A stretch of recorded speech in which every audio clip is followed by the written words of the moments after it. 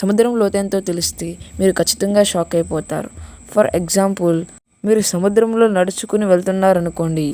10 మీటర్ల లోతులోకి వెళ్ళినట్లయితే అక్కడ మీరు మొదటి అట్మాస్ఫియర్ యొక్క ప్రెషర్ని మీరు ఫీల్ అవుతారు. 214 మీటర్ల లోతులో హ్యూమన్ డైవింగ్ వరల్డ్ రికార్డ్ని క్రియేట్ చేస్తారు.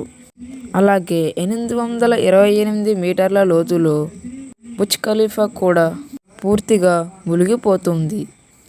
అలాగే 1000 మీటర్ల లోతులో సూర్యకిరణాలు కూడా మీ వద్దకు చేరవు.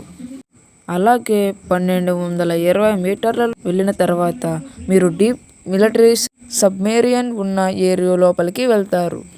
3800 మీటర్ల లోతులోకి మునిగిపోయి ఉన్న టైటానిక్ షిప్ మీకు కనపడుతుంది. సముద్రం యొక్క డీపెస్ట్ పాయింట్ వచ్చి 10,900 మీటర్లు ఉంటుంది.